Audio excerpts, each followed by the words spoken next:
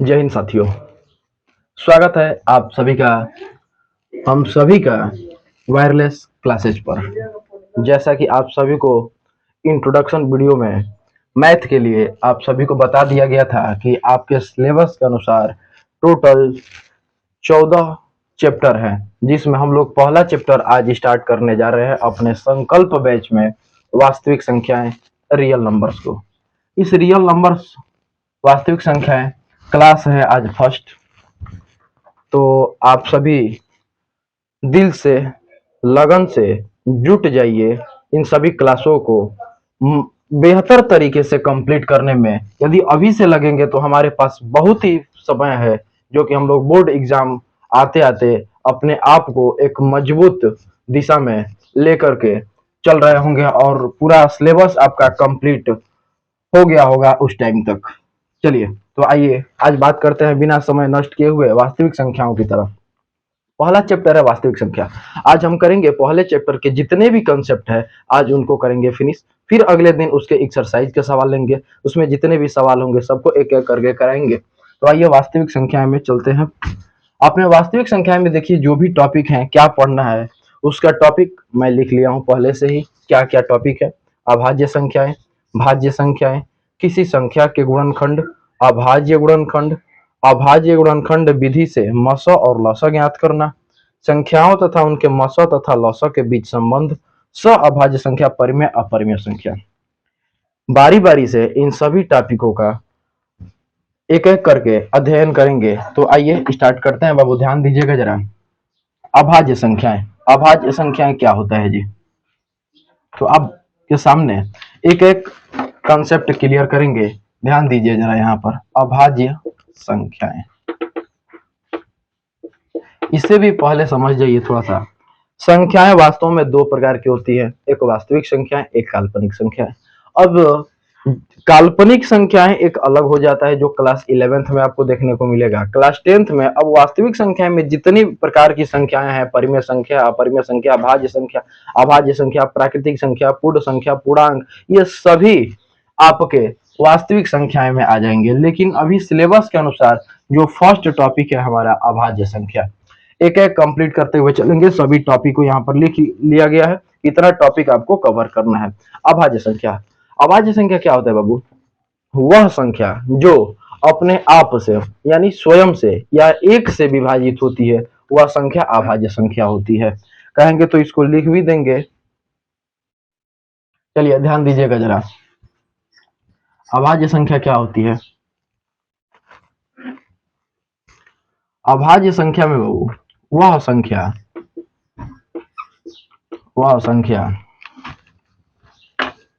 जो स्वयं से या एक से विभाजित होती है, वह संख्या अभाज्य संख्या कहलाती है। या ऐसे भी बोल सकते हैं कि किसी संख्याओं का जो गुणनखंड होता है, केवल और केवल दो गुणनखंड होने चाहिए। दो गुणनखंड में भी एक स्वयं होता है और एक एक होता है। जैसे मान लीजिए एग्जाम्पल में हम यहाँ पर लिखते हैं बाबू कि दो अभाज्य संख्या एक भाज्य संख्या है। तो दो जो है यह एक अभाज्य संख्या है। क्यों है अभाज्य संख्या? क्योंकि दो का जो गुणनखंड होगा एक एक हो जाएगा, एक से भी दो कट जाएगा और यह स्वयं से माने दो से भी विभाजित हो जाएगा।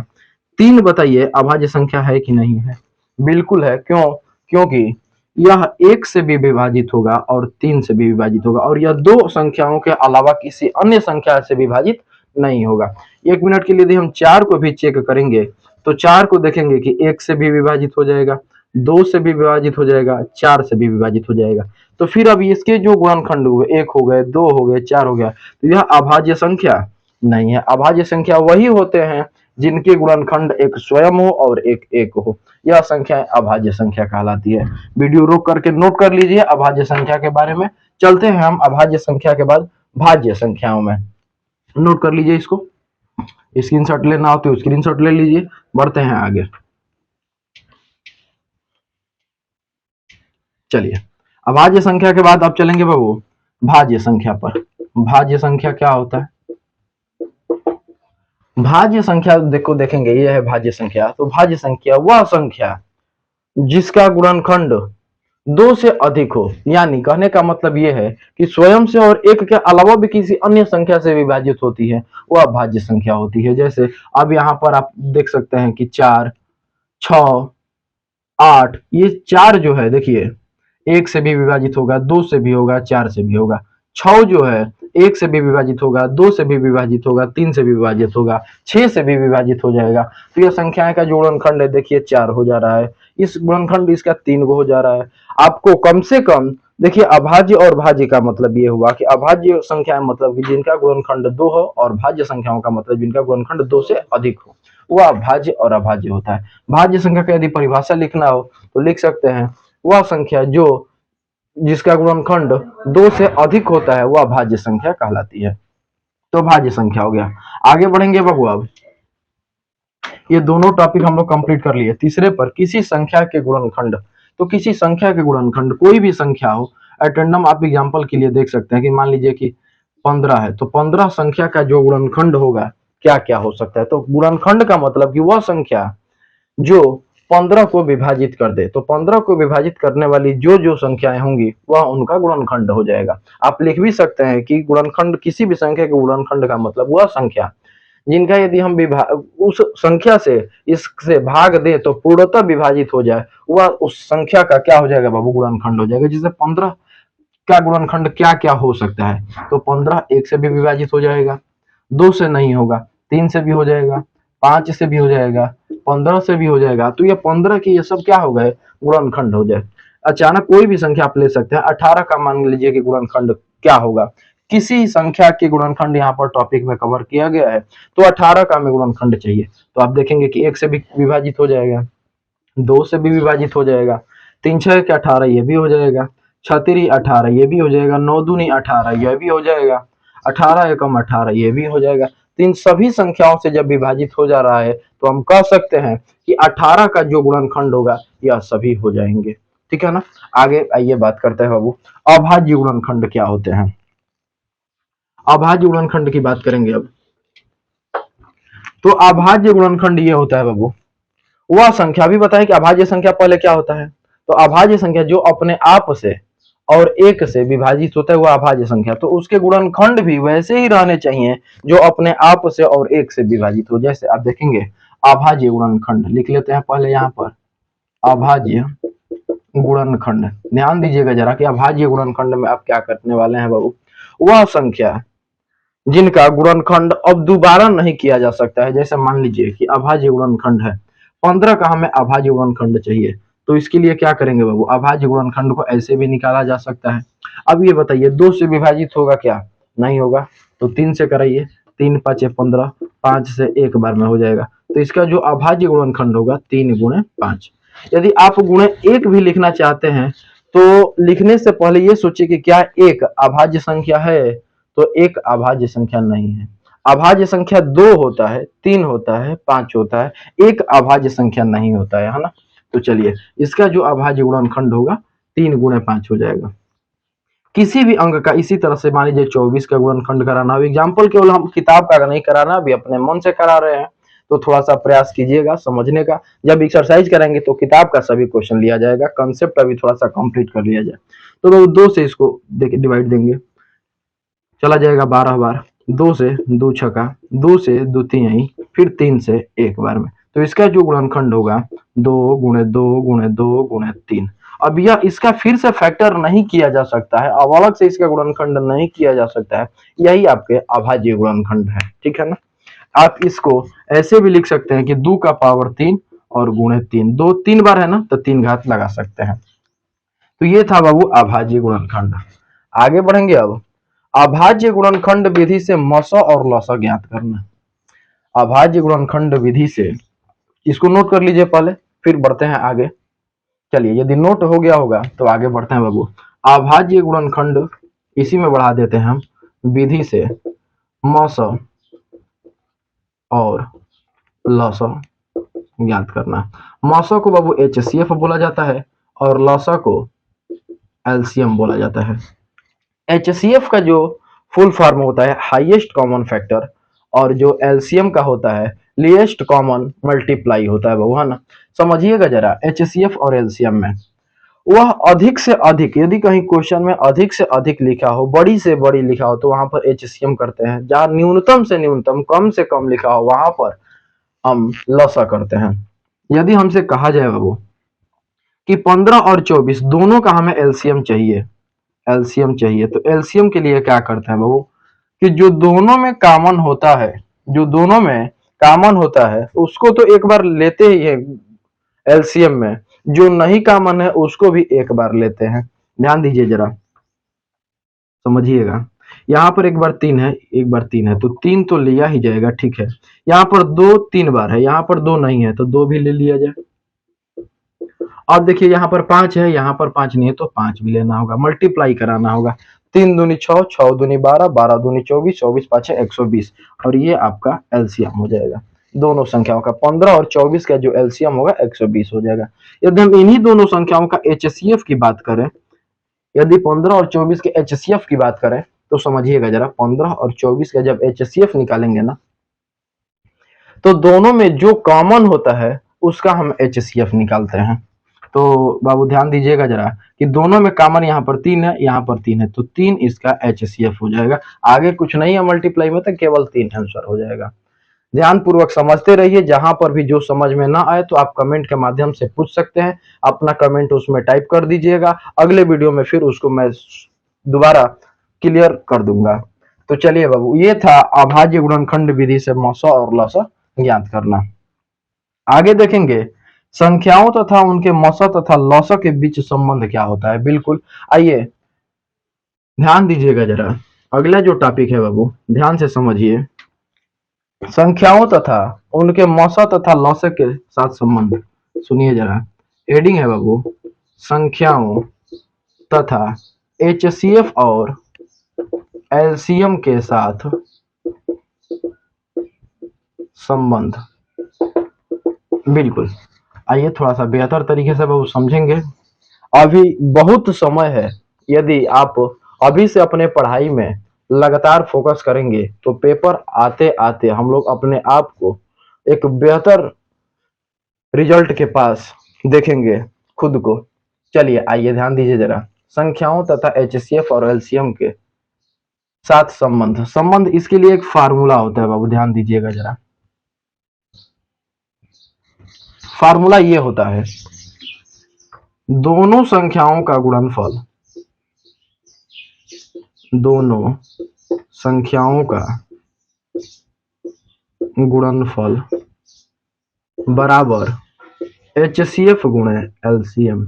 ये फार्मूला होता है। आप कहीं साइड में भी नोट कर सकते हैं, या एक काम करते हैं, हम पूरा को मिटा करके एक बेहतर तरीके से फिर से लिख देते हैं। बस 2 सेकंड लगेगा, देखते रहिए। दो संख्याओं तथा एचसीएफ और एलसीएम के बीच संबंध। फार्मूला जो होता है, दोनों संख्याओं के मध्य, दोनों संख्याओं का गुणनफल बोल दीजिए, गुणनफल बराबर एचसीएफ गुणे एलसीएम। आप कोई भी दो संख्या लेकर के आप हल करके देख सकते हैं। थोड़ा डायरी दीजिएगा। हेलो, चलिए दोनों संख्याओं का गुणनफल, दोनों संख्याओं का जो गुणनफल देखेंगे, आप कोई भी एग्जांपल में ले सकते हैं बाबू। दो संख्या मान लीजिए कि हम 15 और 24 का ही हमें एलसीएम एचसीएफ निकालना हो, तो आइए पहले एलसीएम इसका निकाला जाए। एलसीएम कैसे निकालेंगे बाबू? तो सबसे पहले 15 का और 24 का गुणनखंड कीजिए, अभाज्य गुणनखंड। तो 15 का करेंगे तो हो जाएगा बाबू 3 गुणे 5, 24 का करेंगे तो 2 गुणे 2 गुणे 2 गुणे 2 गुणे 3। एलसीएम जो होता है, जो दोनों में कॉमन होता है वो तो लेते ही हैं, जो कॉमन नहीं है उसको भी एक बार लेंगे। तो देखिएगा जरा यहाँ पर कि ये 3 और 3 एक बार कॉमन है, तो 3 तो लेंगे ही, जो कॉमन नहीं है उसको भी लिख देंगे। तो 3 दूनी 6, 6 दूनी 12, 12 दूनी 24, 24 पाँच 120 एलसीएम हो गया। एचसीएफ जो है, यह दोनों में देखना होता है बाबू, तो कॉमन देखना होता है। कॉमन यहाँ पर 3 है। आइए इन दोनों संख्याओं का गुणनफल जो एचसीएफ गुणे एलसीएम है उसमें थोड़ा सा देख लिया जाए कि क्या करना है। जांच कर लिया जाए कि जो संबंध है वो सही है कि नहीं है। तो दोनों संख्याओं का गुणनफल, दो गो संख्या है वो 15 और 24, ये क्वेश्चन है आपका। तो इन दोनों का गुणनफल 15 गुणा 24 और उधर एचसीएफ गुणे एलसीएम, एचसीएफ 3 और एलसीएम आपका 120। 15 में 24 से गुणा कराइए, 15 चौके 60, जीरो हासिल कितना हो जाएगा बाबू 6, 15 दूनी 30, 30 और 6 36, 360। इधर गुणा कराएंगे जीरो और 12 3 36, 360 इधर भी 360 इधर भी, दोनों तरफ 360 हो रहा है। मतलब कि यही दोनों में संबंध देखिए, दोनों का मान बराबर। आप दोनों संख्याओं का गुणनफल कराइए या एचसीएफ और एलसीएम निकाल के दोनों का गुणा कराइए, दोनों का मान क्या होता है, बराबर होता है। और यही टॉपिक यहाँ पर लिखा गया है कि संख्याओं तथा उनके मौसा तथा लौसा के बीच संबंध देखना है। ये सब कवर हो गया। बच रहा है सअभाज्य संख्या, परिमेय संख्या और अपरिमेय संख्या। आइए बात करते हैं बाबू। परेशान ना होइएगा, जो कुछ भी आपको समझ में ना आए तो इसके लिए परेशान बिल्कुल नहीं होना है। आप कमेंट बॉक्स में जा करके जरूर वहां पर कमेंट कीजिए, आपका रिप्लाई जरूर वहां पर दिया जाएगा। तो इसके लिए निश्चिंत रहिए, बैच के साथ जुड़िए, संकल्प बैच है, आपको एक भी चीज छोड़ा नहीं जाएगा। बस एक काम करिए कि अपने वायरलेस क्लासेस चैनल को सब्सक्राइब करना ना भूले, सब्सक्राइब कीजिए, अपने दोस्तों को वीडियो शेयर कीजिए ताकि अन्य लोगों का भी इस जो हम लोग बैच लेके आए हुए हैं इससे आप सभी को मदद मिले। बाकी चलिए आइए आगे बढ़ते हैं बाबू। सअभाज्य संख्या, इसको नोट कर लीजिए, आगे चलते हैं सअभाज्य संख्या की तरफ। चलिए ध्यान दीजिएगा जरा। सअभाज्य संख्या,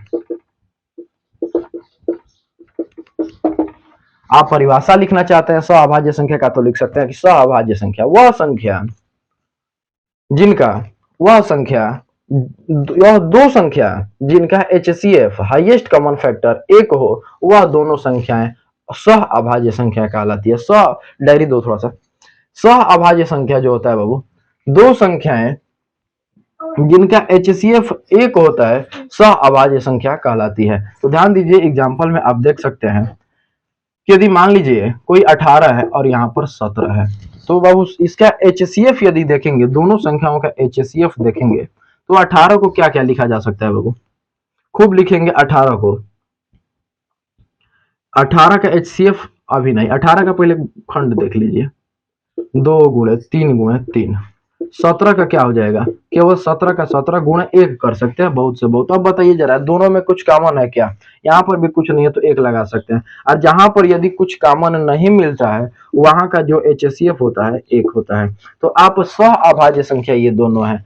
सह अभाज्य संख्या को कैसे बोलेंगे बाबू, तो सह अभाज्य संख्या वह संख्या है जिनका हाईएस्ट कॉमन फैक्टर एचसीएफ मौसों पर 1 हो, वह संख्या सह अभाज्य संख्याएं कहलाती है। चलिए तो सहअभाज्य संख्या भी कंप्लीट हो गया होगा। चलिए परिमेय और अपरिमेय संख्या की तरफ, लास्ट टॉपिक की तरफ चल रहे हैं बाबू। परिमेय संख्या यहाँ पे लिख देते हैं, परिमेय संख्या क्या होता है। परिमेय संख्या, परिमेय संख्या होता है बाबू वह संख्या जिसे बटा में भिन्न में p बटा q के रूप में व्यक्त कर सकते हैं, वह संख्या परिमेय संख्या कहलाती है, जहां q 0 के बराबर नहीं होना चाहिए। देखिए जरा, वह संख्या जिसे p बटा q के रूप में व्यक्त कर सकते हैं, परिमेय संख्या कहलाता है।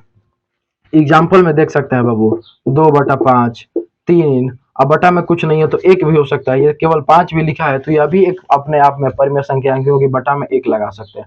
इसमें ये जरूर रहेगा कि q is not equal to 0। यदि कहीं पर 5 बटा में 0 लिखा है तो फिर यह अपरिमेय संख्या नहीं है। इस चीज को ध्यान देना है, यह परिमेय संख्या नहीं है। परिमेय संख्या का मतलब जिसको p बटा q के रूप में लिखा जा सकता है और q is not equal to 0 हो, ये परिमेय संख्या होती है। ये परिमेय संख्या नहीं है, ये सब परिमेय संख्या है। एक लास्ट टॉपिक है अपरिमेय संख्या, वो भी देख लीजिए, जिसे p बटा q के रूप में न लिखा जा सकता, न लिखा जाए, वह अपरिमेय संख्या कहलाती है। आप लोग नोट कीजिएगा, जैसे भी नोट करना हो शॉर्ट नोट्स बनाइएगा, बहुत ज्यादा लिखने के चक्कर में ना पड़िए। कंसेप्ट को समझिए। यदि कंसेप्ट समझ लेते हैं तो आपको सवाल हल करना है, ना कि वहां पर परिभाषा वगैरह पूछा जाएगा आपसे। तो कोई प्रॉब्लम नहीं है। अपरिमेय संख्या के लिए भी शॉर्ट नोट्स बना सकते हैं कि जिसे P बटा Q के रूप में नहीं लिखा जा सकता है, वह आपका अपरिमेय संख्या होती है। अपरिमेय संख्या भी बढ़िया से समझिए जरा। तो ये आज का हमारा पूरा वीडियो रहा है। जाते जाते एक थोड़ा सा सुन लीजिए एक शायरी। तुम बदलो या न बदलो, तुम बदलो या न बदलो, मगर जमाना बदल रहा है। गुलाब पत्थर पर खिल रहे हैं, चिराग आंधियों में जल रहा है। गुलाब पत्थर पे खिल रहा है, चिराग आंधियों में जल रहा है। बस एक यही ख्वाब अपना है, वहां चिराग जला दो जहां अंधेरा है। तो इस संकल्प बैच का भी वही उद्देश्य है कि वहां चिराग जला दो जहां अंधेरा है। तो आप सब इस वीडियो को कवर कर कीजिए। इस को थोड़ा सा सब्सक्राइब वगैरह, शेयर, लाइक, कमेंट ना भूलें। ये सब कंप्लीट करके फिर मिलते हैं एक नए वीडियो के साथ और एक्सरसाइज के सवालों के साथ। धन्यवाद।